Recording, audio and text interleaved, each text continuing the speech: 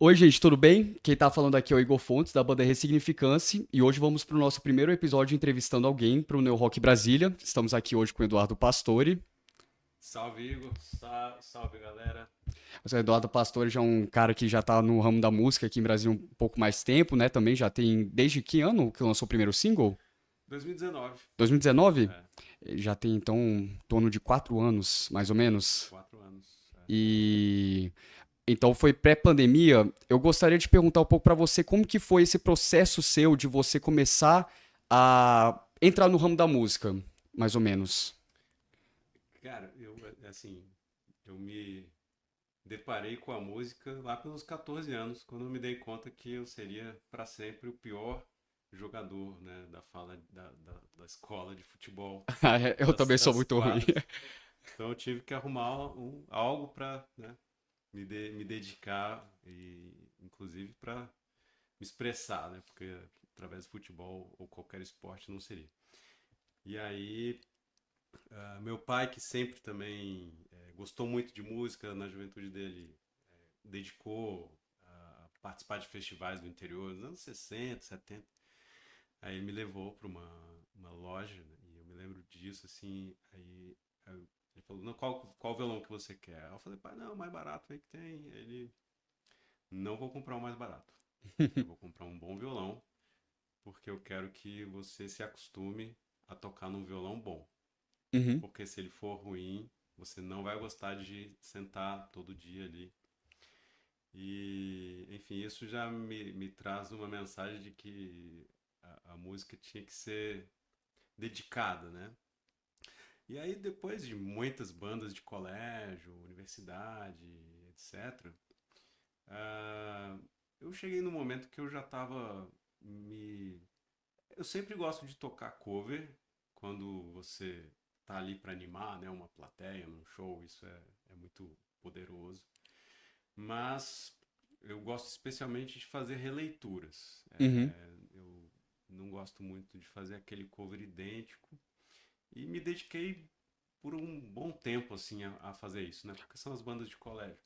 E aí, em algum momento, eu vi que aquilo tinha um certo limite e o que me atraía mesmo era escrever música, uhum. né? Compor. Então, depois ali de mais velho, ali por volta de 2016, eu decidi estudar, falei qual que é a melhor escola de composição no sentido de ser composição popular, né? Não, Uhum. Erudito, né? Que é o é, que acaba sendo mais popular, né, nessas escolas de exatamente. música. E eu comecei o curso na Berkeley, curso de songwriting e guitarra, e aí foram 3 anos de estudo muito intenso, assim, todo final de semana, tendo que gravar prova e tal, e mandar. E esse foi um processo totalmente transformador para mim em relação ao que eu queria da música. E depois eu fui para lá, boa parte do curso online, depois estive lá. E essa viagem, inclusive, também muda, porque o jeito que eles ensinam os alunos a encarar a música para si é, é como se a música fosse não só a parte artística, mas a parte de promoção e empreendedorismo. Isso que eu queria até te perguntar depois, porque o que eu sinto que acaba acontecendo bastante nessas bandas novas é que elas acabam achando que a música que ela vai responder por si, e se essa música você lançar fazendo uma pequena promoção dela, acaba que, se ela vai estar retorno ou não, vai definir se eu tenho um futuro nisso ou não. Eles acabam não tendo essa visão empreendedora para fazer a música, né? Que é não é só você lançar ela e ficar alimentando ela de uma forma orgânica, vamos supor, sem dar nenhum estímulo, uma energia maior sua para poder promover e acabar dando aquele sucesso que você quer. Você tem que tratar como se fosse um empreendimento mesmo. E é longo. Uhum, É, eles, né, eu me lembro de uma professora que falava assim, se, em inglês, né? If you were not invited to the party, you make the party. Que uhum. é você assim, se eles não te chamam, né, para festa, você faz a festa. Então, esse é o espírito que a filosofia que a Berkeley ensina e eu acho que tento levar isso para todos os dias. E a coisa da música não é uma coisa de um projeto, sabe, cara? De ter um objetivo específico com ela. Na verdade, é uma dedicação diária mesmo, em que você vai construindo ali um caminho, uma trajetória, né? É o prazer de estar na música. As Uhum. outras coisas que podem vir disso, né? Conhecer pessoas por meio da música é uma das partes mais legais. Estamos aqui, Estamos né? aqui hoje, você foi a primeira banda que tocou com a gente nos nossos 2 primeiros shows, né, que a gente fez esse ano, lá no Zeppelin no Infino. Foi um prazer muito grande dividir o palco com você também. Prazer foi meu. A sua apresentação maravilhosa lá no Obrigado. Zeppelin, no Infino, sempre entregando muito bem esse contraste que você falou sobre esse seu cover que você faz, sobre... Não é nem um cover em si, mas sim uma interpretação sua que você acaba fazendo da música e você trouxe isso no seu show, além de fazer uma boa harmonia com a sua música autoral, que é mais folk, mas também tem uma pegada roqueira bem massa, que dá e que deu essa possibilidade de você ter esse contato melhor com o artista, porque muito que falam que além da música é importante demais é o artista em si, né? E as pessoas elas acabam tendo que ter como se diz, uma simpatia pelo artista para poder também, além da música, continuar consumindo o produto, querendo saber mais sobre eles, querendo ir pro show, né? Porque a parte mais difícil também da música é trazer as pessoas pro seu show, né? Porque, beleza, você vai promover a sua música no Spotify, no YouTube, você pode fazer uma boa campanha que pode dar boas visualizações no Spotify, a gestão de tráfego no YouTube para poder trazer mais pessoas para suas redes sociais. Só que o que é mais difícil do que rede social é o fato de trazer as pessoas fisicamente para o espaço e escutar sua música num show, né? Tem uma fala do Dave Grohl que eu vi recentemente, que é um artista que eu gosto muito. Ele é esse cara que constrói o caminho, né? Óbvio que ele teve acesso digamos, oportunidades muito grandiosas e eu acho que ele soube aproveitar isso aí. Mas ele acredita nisso, né? De construção de caminho. Uhum. E ele fala assim: todo mundo fica, os artistas novos, inclusive, é, royalties, sucesso, prêmio, etc. Ele falou: cara, concentre numa coisa, tocar ao vivo. Vai tocar na rua. É aí que você vai encontrar as pessoas de carne e osso que vão, se você fizer um bom show, elas vão passar a te seguir, vão querer ir para um próximo show. E esse é um trabalho, cara, assim, ele é cansativo, né? É É cansativo. muito tempo que você dedica pro seu dia. Tá de noite ali, né? Às vezes domingo à noite, naquele último show lá, né? A minha banda, né? Tem o João, por exemplo, tem 2 filhos, né, Ele cara? trouxe, né, os filhos pro show Trouxe também. pro show, foi muito legal. E é isso, né? As pessoas estão ali abrindo mão, né, de um tempo que seria ou de descanso ou para outras coisas, para ficar com a família. Uhum. Então a gente tem que fazer valer essa energia. Mas por quê, né? Porque, assim, na hora que a coisa dá certo, que a gente faz uma entrega ali, uma interação boa em cima do palco, e nem sempre é assim, porque jogo é jogo, treino é treino, cada show é de um jeito, Uhum. mas essa energia, né, que é tocar ao vivo, nada substitui. Eu acho que é isso que está por trás da fala do Dave Grohl. Porque também o auge da música eu considero o show. Eu não acho que é você gravar a música, eu não acho que é você ganhar royalties pela música, e sim o ato de você estar no show. É como se fosse jogar uma partida de futebol. O jogador de futebol treina, tem a equipe dele de publicidade que acaba promovendo a imagem dele e tudo, mas o que o jogador, qual que é o ápice de um atleta? Ele tá na partida jogando. E eu sinto que na música é a mesma coisa. Então, você conseguir trazer o público pro seu show, ter uma energia muito boa, ter uma estrutura boa para um show, para você entregar uma super performance, é o que todo artista parece que quer, né? O, eu vejo bastante shows dessas bandas autorais de Brasília de agora, no Infino, e vejo que todos eles estão em busca mesmo, é do show, é do público, eles estão aqui na pista o tempo inteiro entregando show. E eles estão dando show de muita qualidade também. Não é aquele show que eles vão, só pegar a guitarra e cantar, fazer um show meia boca, não. Eles fazem um show ensaiado muito bem. A performance do cantor sempre é maravilhosa, ele sempre entrega tudo no palco. Então a gente tá percebendo que ainda se tem muito essa valorização do show mesmo, porque é isso que a música proporciona de melhor pro artista e também pro público, né? Você aparecer, tocar, ter energia, sentir a energia do povo, porque aí que quando você chega lá em cima do palco e tá tocando pras pessoas e sente essa energia, aí você vê que tá valendo a pena mesmo a sua música. Cara, tem. Eu gosto muito de ler também, né, sobre musicologia, história da música, filosofia da música e tal. Tem um professor que fala assim, essa, o show, ele nos remete àquela, provavelmente, né, a memórias ancestrais aí, né, da tribo dançando, né, ao redor do fogo, naquele momento de tocar tambor e cantar. E essa energia que só acontece ao vivo, a gente viu que na pandemia fazer live era o possível e isso abre um espaço maravilhoso. Mas naquele momento que a gente estava privado do show, e eu sempre fui fanático por ir em festival de música e em apresentações musicais, sente falta, né? Enquanto frequentador e também enquanto O artista em si. a pessoa, o artista que apresenta. Isso eu acho que está no DNA, sabe, cara? Essa energia. Por isso que boa parte do entretenimento das pessoas, às vezes, ir no final de semana numa apresentação de música ao vivo. Então, essa energia tribal, esse professor fala, cara, nada substitui isso aí. Isso aí é só ao vivo e cada vez é diferente. Uhum. E me fala um pouco também do seu início, então, da sua produção musical, que você me falou que foi em 2016 que você foi estudar música. Em 2019 foi, então, quando você foi escrever, lançar a sua primeira música, né?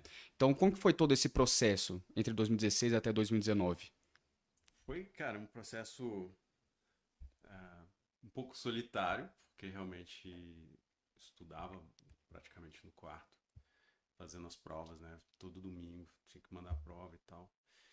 E aí foi também um processo de transição. Solitário, assim, tinha os professores, né, dando feedback e tal, e muitos deles me ajudaram muito, e a família, mas ainda não tinha contato, nem com pessoas que escutavam minha música, nem com outras bandas, então... Uhum, E também foi um processo de mudança, e esse mindset, né, essa chave, é lenta, porque eu saio de uma posição que eu sempre fui um guitarra mais de apoio, uhum. às vezes solando, bandas cover, para uma posição completamente nova, que seria fazer minhas composições, fazer minhas letras e passar a cantar. Liderar tudo, a Tudo. música. E tá na frente do microfone. Ser a Isso, principal figura que aparece lá, cara, né? isso é muito difícil para mim ainda, não é nada fácil. Uhum, É, inclusive, né, tinha toda uma questão de uma banda que já era, né, aquela banda que provavelmente eu ficaria na posição de guitarrista. E essa uhum. banda se desconstruiu depois de muitos e muitos anos. Então tem também esse processo, né, de a banda é um relacionamento, né, cara? É mais complicado que namorar. Exato, porque você tem que lidar com um bando de gente. Quando você É, sai em turnê, você tem que ficar convivendo todos os dias com eles e falar: caraca, temos que ter harmonia, é. porque senão vai afetar diretamente a nossa performance também. E aí essa desconstrução também leva tempo, até tu processar as coisas. E aí até hoje, cara. Então, uma nova fase, mas eu acho que aí, na hora que eu começo a soltar as músicas, outros amigos que eram amigos antigos, até o João, por exemplo, a gente estudou desde o maternal até perto do ensino médio, ensino fundamental. Os outros dois, né, que é o Bubu, que é o baixista, o João guitarra, o Bubu baixista e o Promessa é o batera. Uhum. Cada um tem uma trajetória, a gente já se conhecia, mas cada um tem uma trajetória muito particular. O batera é mais death metal, né? Já abriu show pro Ratos de Porão. O João já tocou fora de Brasília com aquela banda Hollywood, né? Fazendo Uhum, solos, ele é um cara super performático. E o Bubu é um cara maestro, ele estudou formado na escola de música, ele é sobrinho, né, do Oswaldo Amorim, então tem toda essa veia. linhagem, já. E naturalmente, né, a gente se encontrar assim, e aí bora, eles começaram a ver, né, as músicas rodando, e aí bora tocar, e muito organicamente, e sempre que eu sinto, assim, e me preocupo muito com isso, de estarem, de estar todo mundo alinhado e com muito prazer naquilo, assim, Uhum, cara, por trazer felicidade uhum. pra gente estar aqui junto. E me dá muita alegria eles estarem comigo nessa trajetória. Em cima do palco, eu não faço nada sem eles. Se Então, sente totalmente seguro de estar com então quem é você. muito bom essa construção, tá com esses amigos que são bons músicos, Uhum. por coincidência ou não, me ajuda muito nesse processo de mudança e ficando cada vez mais confortável nessa figura de cantante ali na frente do microfone. Mas na parte de produção musical, eles acabaram não produzindo junto com você as suas músicas.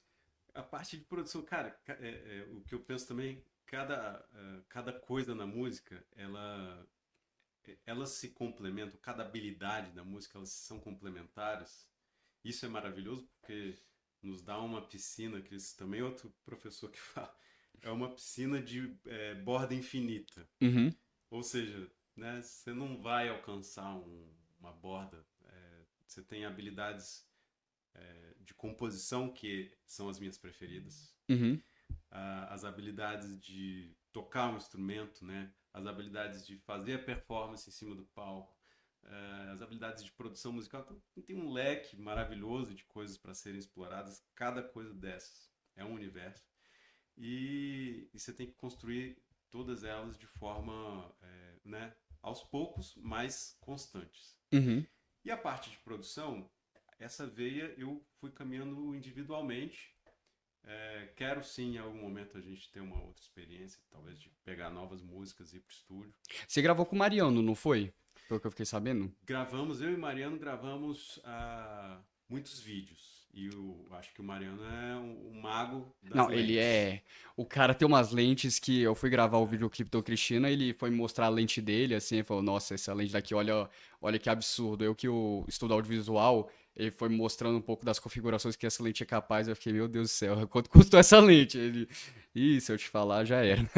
O cara tem um material audiovisual que realmente. E a habilidade criativa dele também. Ele mete O, umas cores assim fantásticas, cara. o videoclipe Cristina mesmo a gente gravou em 2 dias. Literalmente, um dia antes da gente gravar, eu falei, ô, preciso de um videoclipe aqui de uma música. Aí ele falou, eu tô viajando quinta.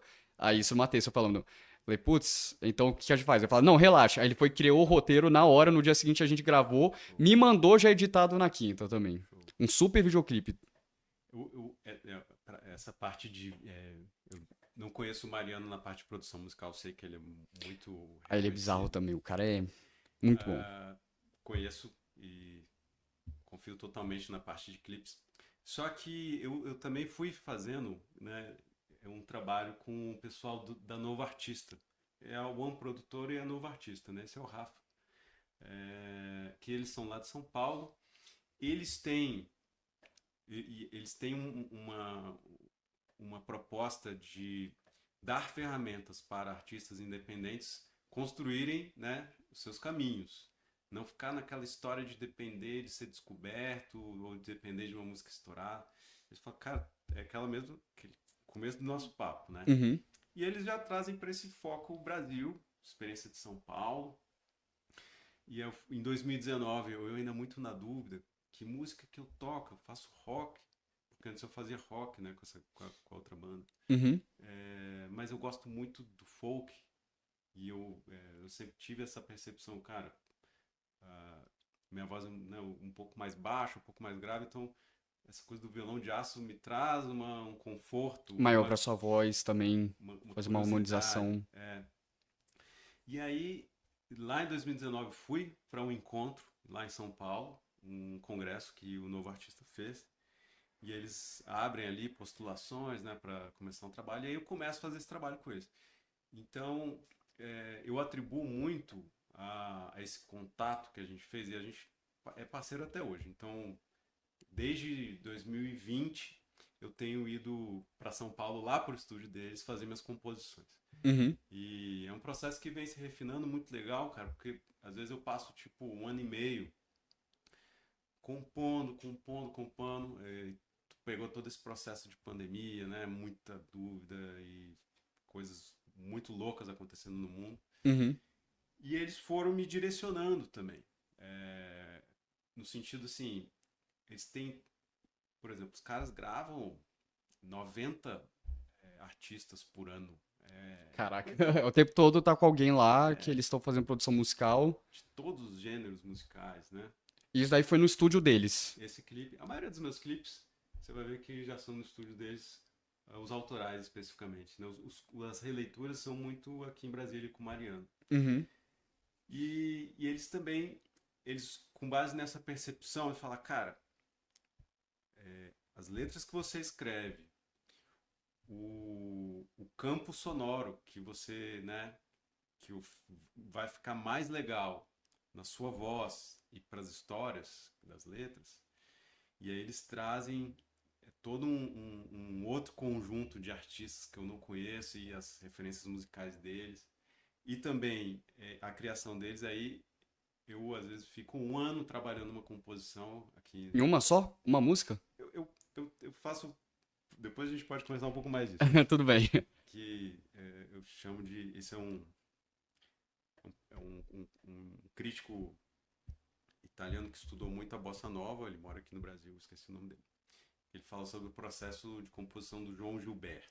Uhum. E eu acho que isso aí, cara, para quem compõe Estudioso. e faz música popular, eu acho que para mim é uma das melhores, mais potentes ferramentas, que é você repetir inúmeras vezes ao longo de um bom período de tempo aquela mesma história, mas variando As inúmeras versões. harmonias, Uhum. inúmeras melodias e coincidência ou não, de novo, esse método também é ensinado lá na Berkeley. Uhum.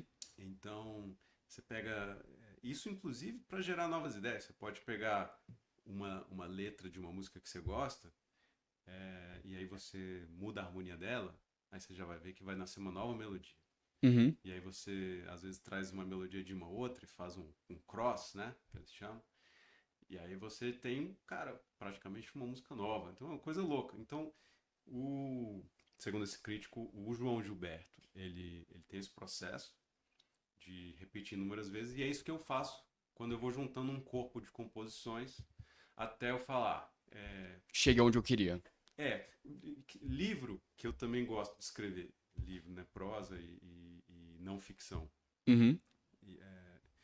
Livro e música não tem fim. Então, assim, você tem que dar um ponto final. Uhum. Isso faz parte do processo criativo. E aí, às vezes, eu tô com a música aqui no meu celular, aqui, que eu falo, cara, tá aqui na versão 70, aqui, sei lá. E aí eu vou lá para São Paulo, e aí, cara, os caras explodem, e eu jamais conceberia aquela versão que a gente gravou, no sentido de não seria possível sair aquilo tudo de uma cabeça só, especificamente da minha, mas essa coisa que surge nova do encontro, né, dos choques também, Uhum. é muito mais rica. Então, os caras já estão, cara, a gente já gravou provavelmente 26 músicas, vou chutar esse número, mas é bem perto disso. Uhum. Os meus maiores números são dessas músicas, porque eles realmente estão perto, né, dessa figura, dessa persona artística, do folk, do violão, da história mais narrada. Uhum. E também tem a concepção visual. Esse clipe é do Mariano, mas a concepção visual lá Tô reconhecendo até o estúdio dele aí, que ele fez muito parecido no Cristina também aí. Aí o Promessa aí. Mas então, falando sobre também as suas músicas que deram mais sucesso, eu vi que você já apareceu, né, em diversas mídias sociais, você apareceu no Correio Brasiliense, não só aqui da cidade, mas nacionalmente e internacionalmente também, né? Pelo que eu, na Argentina, não tenho... Cara, eu tenho um trabalho, assim, muito legal que eu tô fazendo com um produtor que chama Martin Ramiconi. A empresa dele se chama Da Chance. E essa é outra habilidade, né? A promoção da música. Não adianta o artista gastar uma grana, né, para fazer a produção, fazer a gravação, e não gastar nada na na promoção. promoção. Isso é um erro, eu já cometi esse erro. Eu vejo repetidas vezes artistas fazendo isso, amigos inclusive. E isso gera, cara, vai alimentando uma frustração, porque tua música não interage além daquele pequeno circo. Não chega no ouvido de ninguém, a não ser É, quem já te segue normalmente no começo. Se você não promove, vai ser só quem você conhece. é, E eles vão dar talvez um feedback mais superficial, mas não é aquilo que você está buscando mesmo de aparecer no ouvido de todo mundo praticamente que você conseguir. é. Porque uma coisa até de curiosidade aqui falando um pouco do audiovisual, nos filmes hollywoodianos, esses aí que eles gastam 200 milhões de dólares de produção, sabe quanto que eles gastam para promoção? O mesmo tanto que eles gastam de produção ou mais. Então eles gastam 200 a 300 milhões de dólares para promover o filme deles, lançar de propaganda, chegar, né, para todo mundo a informação. Eu já ouvi essa mesma expressão como regra de ouro. Então, trazendo, né, para o nosso mundinho aqui, de, né, mais artistas independentes, mundinho do ponto de vista financeiro, Uhum. mas, por exemplo, se você gasta 3 mil, que é factível hoje você gastar 3 mil para gravar uma música, não dá para você gastar menos do que Do que 3 isso mil para na promover. promoção. É isso, cara. A não ser que você queira só gravar e ter lá no teu HD ou jogar no Spotify, que Mostrar para seus familiares e é, tudo. eu não vejo muito sentido nisso, porque gasta tanto tempo, tanta energia, né, fazendo uma composição, cara, você quer ver ela saírem. Então, em agosto, comecei a lançar, né, um projeto novo. Inclusive a gente fez um perfil novo no Spotify, no Instagram também, que é voltado para o inglês, inclusive para o público internacional. É porque eu vi que seus últimos lançamentos são músicas em inglês. Disse que já para mim que vai lançar um disco em inglês também. São 10 faixas, a gente está intercalando a cada 8 semanas, a gente lança uma faixa. Uhum. Já tem também toda a concepção visual, a gravação visual, então são 5 videoclipes. A gente vai lançar também o meu primeiro média-metragem, sai um documentário Ah, é? desse Nossa, que projeto, legal. Então, com mais ou menos uns 40 minutos, está finalizando. Estou bem uhum. empolgado, é uma coisa totalmente nova, porque é uma linguagem nova. Né? Esse daí do que você falou, desse média-metragem, seria da produção musical Vai do vai processo? ter a parte de produção, vai ter alguns clipes e Uhum. vai ter também muita reflexão e discussão, assim, sabe? Parecido com o que a gente está fazendo aqui, sobre pontos um pouquinho mais assim, profundos do que leva, né, as reflexões nas letras, Uhum. que é algo que eu tento trabalhar, né, bastante, assim, seguindo a vertente de letras que E falando já sobre a letra, mais ou menos que tipo de letra você gosta de falar? É mais uma questão pessoal, interna, ou você faz uma reflexão externa levando para o interno? Porque eu já vi que você gosta de, que nem você já falou aqui, você gosta de contar histórias, né? Mas essas histórias, elas são, algumas vezes elas são mais fictícias, entre aspas, utilizando suas experiências para contar uma história, ou você conta histórias realmente que vêm das suas experiências diretamente? sim. Cara, tem uma música minha que eu escrevi em português, né? E que eu achei isso que é legal de escrever em português, que a gente tá no Brasil. Se Uhum. chama Primeiro Olhar. Uma das mais É famosas uma das suas. mais ouvidas. Uhum. E aí chegou pra mim, das coisas que eu mais gosto é ver a reação das pessoas, né? E aí chegou uma pessoa que eu conheço, assim, pelo Instagram, falou que a tia dela escutou a música e pediu pra mandar um áudio. E ela mandou esse áudio da tia. Eu não conheço essa senhora. Aí ela falou assim: ah, essa música é tão linda. Ele escreveu pra mim. É a história da minha vida. Eu, cara, que louco. É, e aí, isso nos traz algumas pistas, assim, sobre como escrever uma letra que as pessoas vão pegar para elas. Uhum. É, para a letra soar emocionante, ela tem que partir de emoções reais, assim. Você pode até tentar, ah, não precisa ser uma história necessariamente sua, mas se ela nasce de uma realidade, ela provavelmente vai ter contornos que as pessoas percebem, que é transmissível por meio da letra. É nesse processo que a pessoa se entende como personagem. Uhum. Então, essa é uma das principais missões do compositor, né? Fazer músicas que emocionam. Que as pessoas podem se identificar. Porque Exato, a partir daí eles podem conhecer mais o artista, se identificando e gostando mais do artista. exato. Aí, o que a gente trabalha em termos de ferramentas, né? A narrativa da música tem que fazer sentido. Ela não tem que. Quando você canta sobre algo genérico, eu estou me sentindo ansioso. Cara, isso aí não tem contexto, não tem cheiro, não tem cena, não tem personagem. Tem um eu, né? Um eu narrador. Quanto mais a gente trabalha esses elementos, mais as pessoas vão ouvir aquela história, né? Então, essas são questões que eu procuro sempre estar atento. Então, estar atento ao que está acontecendo ao teu redor, porque é nessa amálgama, né, de dinâmicas da micro-história que a gente vai encontrar matéria-prima para fazer músicas poderosas, né, músicas que transmitem. Uhum. E eu também tento, nesse, nesse processo, tratar de questões que não são meramente. Sempre fugir do clichê. Uhum. Isso é uma coisa. Algo que impacte mesmo e que chame a atenção no primeiro contato, né? Não precisa de várias escutadas para chegar lá. Tem uma cantora, o nome dela é Saint Vincent. Ah, eu conheço. E ela tem um curso, um master, eu acho que na internet. Ela fala assim, cara, no final da música, o ouvinte tem que entender algum tipo de epifania, Uhum.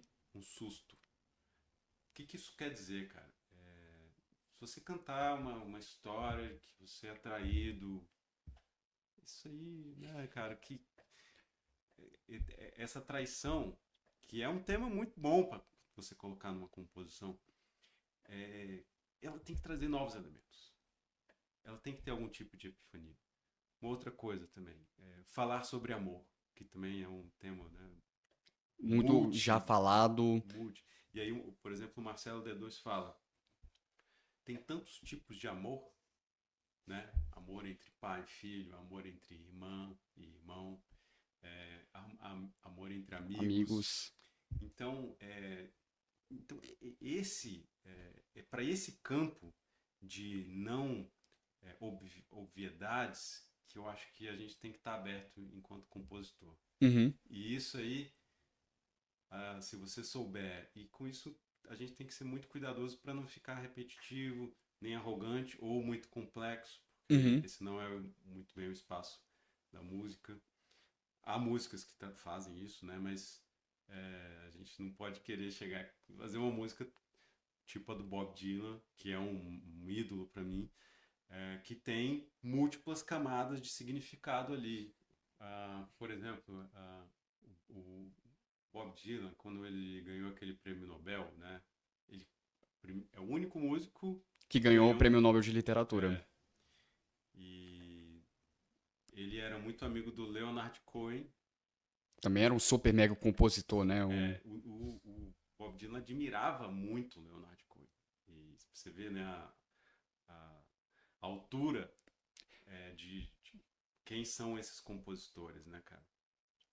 E aí esse crítico, né, que estava escrevendo sobre essa relação, aí ele fala assim que o Bob Dylan ele tem um fluxo de pensamentos como se fosse uma espécie de engarrafamento, assim, que é muito constante e ele chama de as profundas reflexões dos pensamentos de Dylan consigo mesmo, os profundos Uhum. dilemas Do Bob Dylan. em que ele vai enfrentar, cara, temas da guerra, temas dos conflitos sociais. O Bob Dylan eu estou citando, mas a gente pode citar uma miríade de outros autores, né? E falando um pouco do Bob Dylan, dessa questão da música profunda dele, é que eu acho que o que acaba dando muito certo também é o uso de palavras-chave dele. Porque você chega numa música com o título Masters of War, você já sente É, mais ou menos o que ele vai falar, e mesmo dentro disso você consegue ter uma reflexão do que ele vai ter do texto dele, pra você botar em várias outras coisas, que ele vai falar de uma coisa que pode ser até um pouco específica, do momento específico que ele tá vivendo, só que você pode atribuir pra qualquer momento mesmo. Masters of War você pode atribuir pra qualquer guerra que existir, não é só aquela guerra do Vietnã que tava tendo quando ele escreveu a música, né, nesse caso. Tem o Like a Rolling Stone também, que fala sobre a pessoa que se perde, né, no caminho, e acaba virando uma pedra rolante. São palavras-chave que chamam a atenção, porque é engraçado, né? Você fala, pô, a pessoa virou como se fosse uma pedra rolante. Então, não tem como não rir, né, quando você escuta isso. aí, o que eu penso, né, cara, em relação a esses ídolos, né, e sempre tratar com muito respeito, né, e entender a obra deles. Não que tu quer copiá-los, mas tentar absorver que fio de construção, né, que eles propõem. Então, por exemplo, o processo, né, que a gente passou muito recentemente, em janeiro ali, com aquelas invasões aqui no Esplanado, uma coisa horrorosa, Uhum. né? E enfim, tá todo mundo passando, né, por processos de polarização, né? Um extremo ou outro, tem que Um se extremo identificar ou outro, logo e você tem que fazer parte de uma linha de pensamento. exato. Acabou. Aí eu lancei, meu último lançamento em português foi uma música chamada Hoje. E aí que um amigo, assim, cara, amigo talvez já não entraria, mas um amigo da infância, né, cara, que se colocou, assim, defendendo aquelas invasões, eu considero, né, quase atos terroristas. Alguns foram naquele do avião, aquele do caminhão ali, que quase explodiu uma bomba no aeroporto. No aeroporto. O que houve na esplanada foram atos de vandalismo, mas eles tinham um objetivo, né? Então, e aí, cara, eu, sem querer tentar me opor a um projeto político, mas eu me oponho frontalmente a um vandalismo, a tentar mudar as regras do jogo por meio da força. Uhum. E aí nessa música que se chama Hoje, eu falo desse processo, cara, de não quero, são questões políticas que estão acontecendo ali, Uhum. mas isso interfere na relação de duas pessoas, e para alguém que defende aquilo, eu não quero mais, talvez esse diálogo já tenha acabado, essa amizade já morreu. Então Uhum. há uma ruptura, e aí a música canta sobre isso, né? Hoje eu te perdi, hoje foi aquele dia. Então, eu acho que a música também serve pra gente não abandonar, sabe, cara? A música sempre foi um instrumento de contestação política, de contestação social. Então, isso pra mim é muito importante ainda nesse tecido da narração. Uhum. E sobre também essa questão que você fala da produção musical, que a gente tem que investir, tem que trabalhar no, na promoção, assim como a gente faz na produção. Como você sente que as bandas de hoje em dia, que a gente está falando aqui no contexto de Neo Rock Brasília, que estão aparecendo muitas bandas aqui na cidade, que estão fazendo show, estão aparecendo, estão se promovendo nas redes sociais, mas você acha que tá tendo realmente esse reconhecimento da promoção com essas outras bandas também? Ah, as bandas que eu vejo, cada um, cada um tenta alimentar mais um daqueles diversos caminhos, né, que a gente colocou. Eu tenho amigos que começaram ali um pouco perto de mim e que o projeto era um brother muito específico, o AJ, né? O projeto dele é tocar guitarra, cara, se possível todo dia, o dia inteiro. Destruir a guitarra todo dia. E ele é um guitarrista fenomenal, assim. E ele tá tocando demais, assim. Só que, por exemplo, ele também tinha começado algumas questões de composição e tal. E aí eu acho que ele preferiu deixar isso um pouco mais. Só que tá tocando muito Uhum, aqui na noite. Então, cada banda vai escolhendo o norte, né? Que quer apontar. E nessa escolha, um professor lá da Beck falava isso, cara, as escolhas na música é muito sobre o que vai ser vitorioso na sua trajetória, mas quais são os múltiplos perdedores.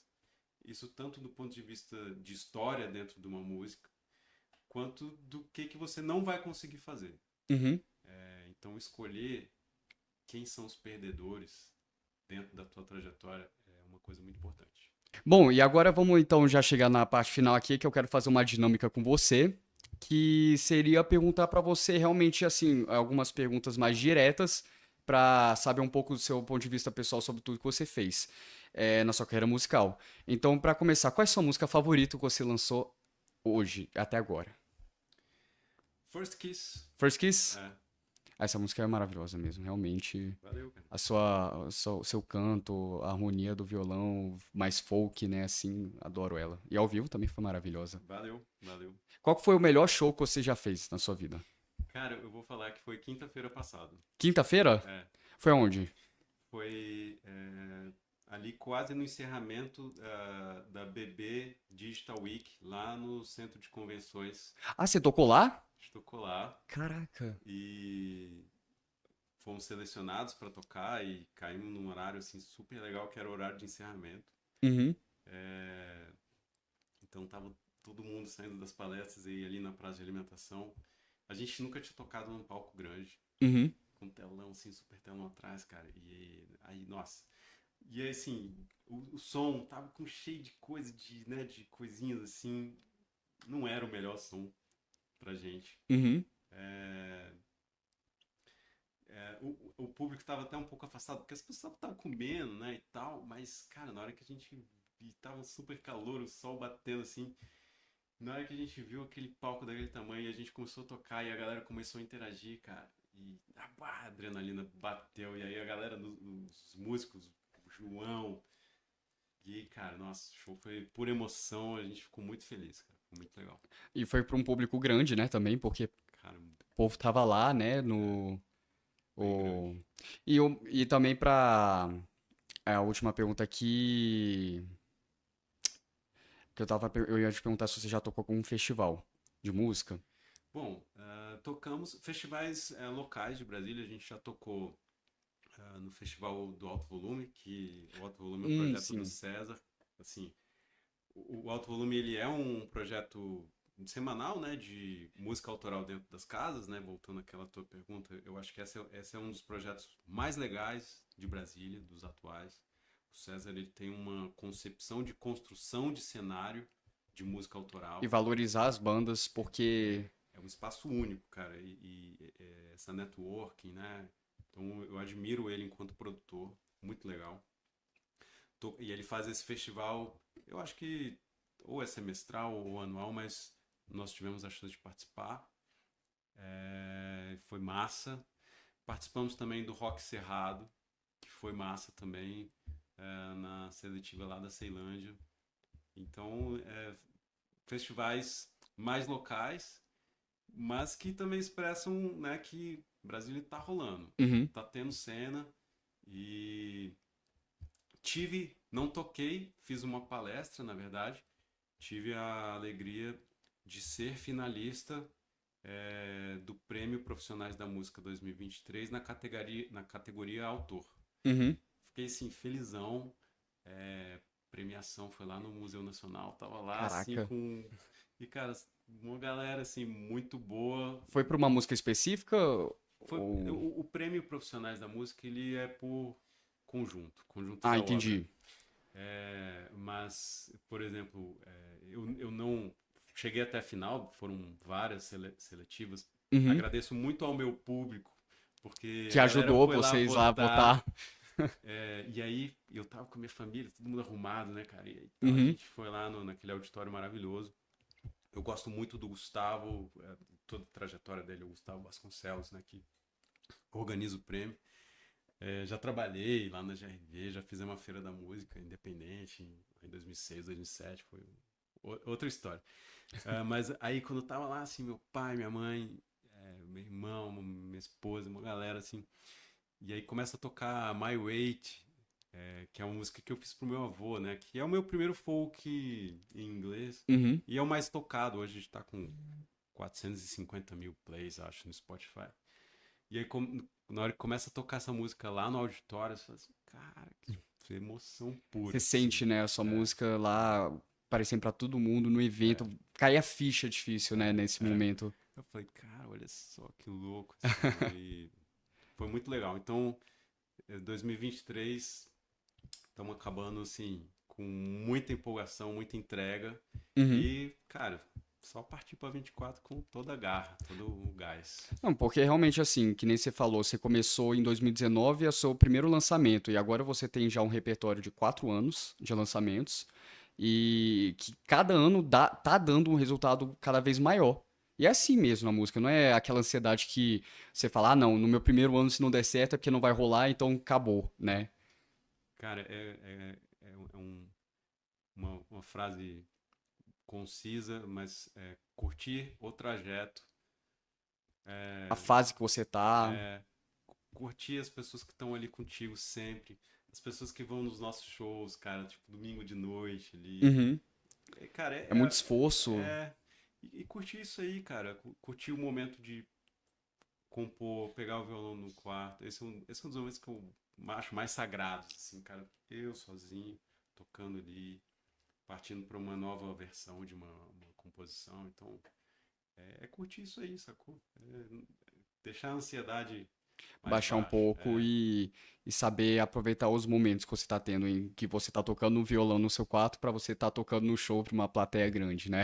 Exatamente. Quando você chega lá dentro do palco e fala, caraca, tô aqui. Aí você passa um filme na sua cabeça de tudo que você fez até você chegar naquele momento, né? Adrenalina pura ali na hora, cara. Tá aí, cara, se diverte. Se entregar tudo, você chegar e falar, tô nem aí, agora já era. Agora já era. Vou fazer os ensaios no meu quarto que eu fazia de enlouquecer agora aqui pra todo mundo, tô nem aí.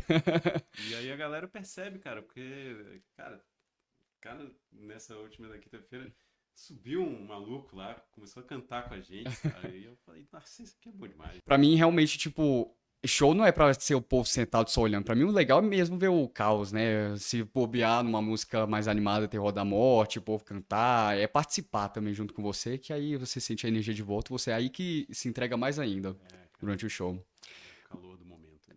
Mas é isso, Eduardo, muito obrigado mesmo por vir aqui. Valeu. Foi um prazer muito grande poder compartilhar com todo mundo aqui que está vendo a sua história também de música. E também você falou umas coisas muito importantes que eles podem levar para quem também, né, estiver querendo entrar nesse ramo da música, entender sobre a importância de você empreender na sua música, de você promover a música, que ela não parte só da produção, que é uma parte cara, trabalhosa, mas também a parte de promoção mais ainda, né, mais trabalhosa, mais cara também. Então, foi realmente muito bom tudo que você falou aqui. E obrigado, gente, para quem assistiu e até a próxima.